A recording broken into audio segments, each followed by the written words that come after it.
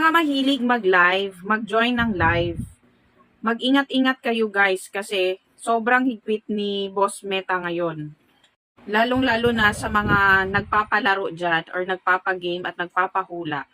Yung mga naguhula sa baba, ingat-ingat kayo sa pag-comment. Huwag sunod-sunod kasi mabilis kayong ma-restrict. Base ito sa experience ko today. Nag-join ako ng isang live, ng isang small content creator. Sumali ako sa palaro niya, tapos nag-join din ako sa mga pahula niya. Nag-comment lang ako doon sa baba, sa mga pahula niya ng sunod-sunod. Pero, ito na yung naranasan ko at binigay ni Meta sa akin. So, dapat guys, ingat-ingat din kayo sa pagko-comment, especially sa mga nagpapalaro. Kasi, sobrang higpit na ni Boss Meta ngayon. Dahil dyan, hindi na muna ako makapag-comment sa ngayon.